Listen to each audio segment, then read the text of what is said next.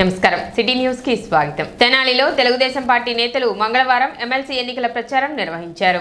కోతబేడలోని pensioners హాలులో పట్టభద్రులను కలిసి వారి అమూల్యమైన ఓటును మొదటి ప్రాధాన్యత ఓటుగా కూటమి అభ్యర్థి మాజీ మంత్రి ఉమ్మడి గుంటూరు కృష్ణా జిల్లాల పట్టభద్రుల ఎమ్మెల్సీ అభ్యర్థి ఆలపాటి రాజేంద్ర ప్రసాద్ కి మొదటి అంకె వేసి గెలిపించాలని విజ్ఞప్తి చేశారు. ప్రచారంలో టీడీపీ నాయకులు కార్యకర్తలు పాల్గొన్నారు.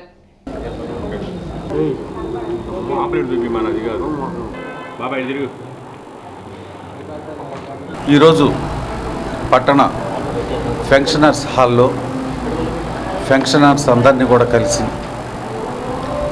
ఆలపాటి రాజేంద్ర ప్రసాద్ గారికి గ్రాడ్యుయేషన్ ఎన్నికల సందర్భంగా కృష్ణా గుంటూరు జిల్లా ఎమ్మెల్సీగా పోటీ చేస్తున్నారు కనుక వారిని తప్పకుండా సపోర్ట్ చేయమని చెప్పని అడగటం కోసం వచ్చాము ఇక్కడికి. వారందరికీ కూడా బ్యాలెట్ పేపర్స్ అవన్నీ కూడా ఇచ్చి తప్పకుండా రాజా గారికి సహాయం చేసి మంచి మెజార్టీతో గెలిపించమని చెప్పని అడగటం కోసం వచ్చాము. అందరూ కూడా స్పందించారు.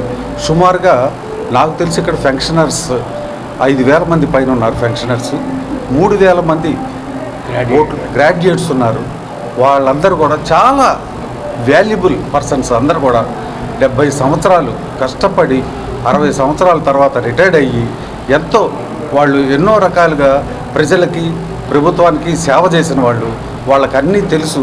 పట్టుదల గల మనిషిని సాధించగల మనిషిని గెలిపించుకుంటే రేపు ఎన్ని రకాలుగా ఉపయోగపడతారో వాళ్ళందరికీ తెలుసు. వాళ్ళందరినీ కూడా అదే పద్ధతిలో మద్దతు ఇవ్వమని చెప్పని కోరుకోవటానికి వచ్చాము.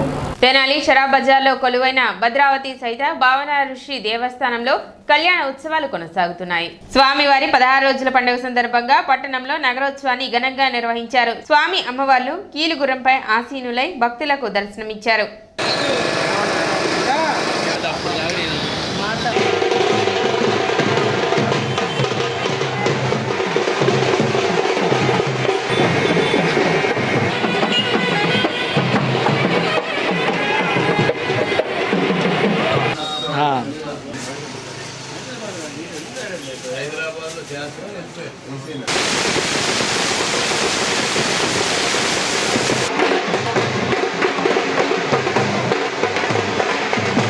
పంతొమ్మిదవ తేదీ బుధవారం జరిగే ఎన్డీఏ కూటమి విస్తృత స్థాయి సమావేశాన్ని జయప్రదం చేయాలని టీడీపీ పట్టణ అధ్యక్షులు దాడిపోయిన హరిప్రసాద్ తెలిపారు. బుధవారం సాయంత్రం 5 గంటలకు కోర్టు భవనముల వెనుక గల ఎన్వీఆర్ కన్వెన్షన్ హాలులో జరిగే ఈ సమావేశానికి ఎన్డీఏ కూటమి నేతలు పట్టభద్రులు తరలివచ్చి సమావేశాన్ని విజయవంతం చేయాలని హరిప్రసాద్ తెలిపారు.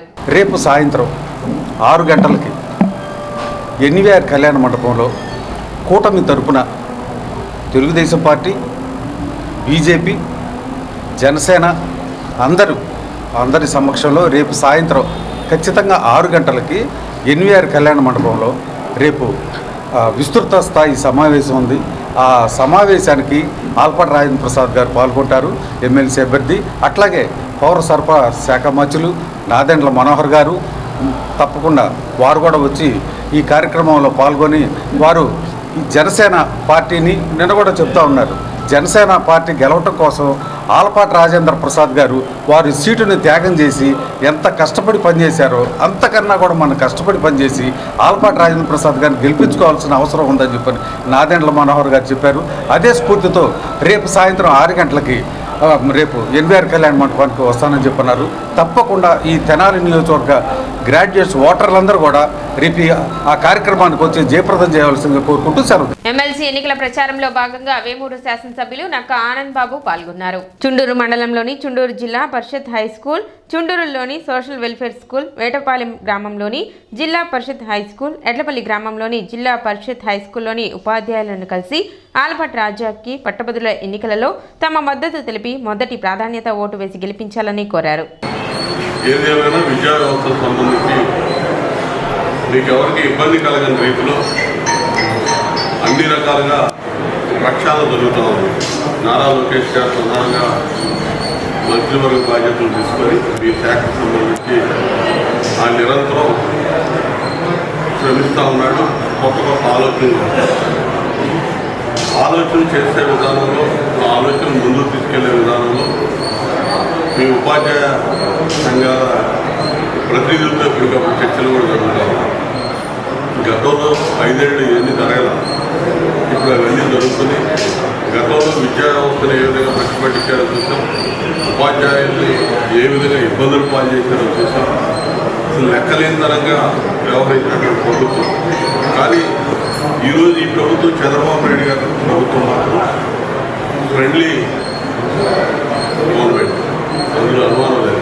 మీకు మేము, మాకు మీరు, మీకు ఏం కావాలో నిర్భయంగా అడగచ్చు, మాట్లాడవచ్చు, ప్రగానవచ్చు, చర్చలు జరగవచ్చు. ఆ స్వతంత్రం, స్వేచ్ఛ మీకు ఉంది. ఎప్పుడు ఈ ప్రభుత్వం ఇస్తుంది. గతంలో అది లేదు. ముఖ్యమంత్రి దగ్గర పోయి మాట్లాడే పరిస్థితి ఉండేది కాదు టీచర్. ఈ రోజున ఆ పరిస్థితి లేదు. నేను కొత్త కాదు, తెలుగుదేశం పార్టీకి చంద్రబాబు నాయుడు గారికి అధికారం కొత్త కాదు, ఈ వ్యవస్థలు కొత్త కాదు, వీటి గాడిలో పెట్టడం కొత్త కాదు. అన్నీ కూడా ఈ టీచర్స్, ముఖ్యంగా విద్యా వ్యవస్థకు సంబంధించి సమూలమైనటువంటి మార్పులు డిఎస్సీ దగ్గర నుంచి, ట్రాన్స్పరెన్సీ దగ్గర నుంచి అన్ని మార్పులు కూడా శ్రీకారం చేస్తుంది. తెలుగుదేశం అధికారంలో మార్పులు అన్నీ కూడా జరిగినాయి.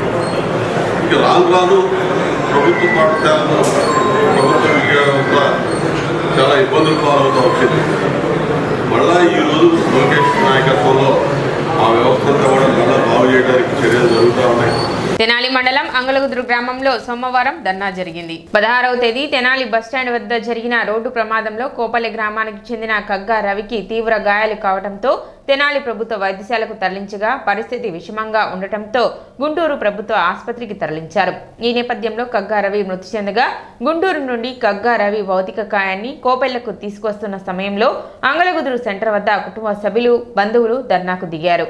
మృతుడు కగ్గా రవి భౌతిక కాయాన్ని రోడ్డుపై ఉంచి తగిన న్యాయం చేయాలంటూ డిమాండ్ చేశారు. పోలీసులు రంగప్రవేశం చేసి ఆందోళనకారులతో సంప్రదింపులు చేసి పరిస్థితిని అదుపులోకి తీసుకొచ్చారు. తగిన న్యాయం చేస్తామంటూ సంబంధిత అధికారులు హామీ ఇవ్వడంతో ఆందోళన విరమించారు. ఈ క్రమంలో భారీగా గుంటూరు తెనాలి రహదారిపై ట్రాఫిక్ నిలిచిపోయింది.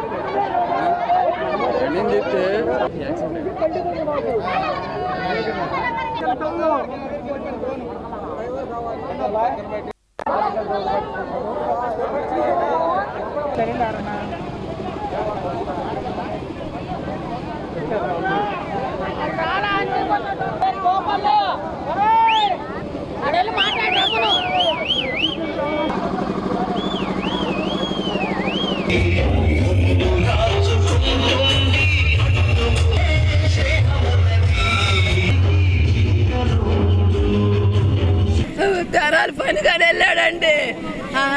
సోనం తెమ్మంటే కొద్దిగా వెళ్ళాడండి. పైపులు పనికి వెళ్తున్నాడండి. RTC bus కుద్దిందండి. ఏం దాకా న్యాయం చేస్తామన్నారండి. ఇప్పుడు కోర్టుకి వెళ్ళమంటున్నారండి. కేసు పెట్టుకోండి, కోర్టుకి వెళ్ళండి అంటున్నారండి. మేమే పొద్దున ఇంటికి పిలిచేటప్పుడు ఇంటికి రండి, మేము సెటిల్మెంట్ న్యాయం చేస్తామన్నారండి. ఆర్టీసీ బస్ అయినా చేస్తామన్నారు. సెటిల్మెంట్ మాట్లాడుకుందాం అంటేనే ఇంటికి వచ్చామండి. ఇంటికి వచ్చాక కేసు పెట్టుకోండి, చేసుకోండి. ఇప్పుడేమో వచ్చి నాకేమో ఇష్టం వచ్చింది చేసుకోండి అంటున్నాడు. అదే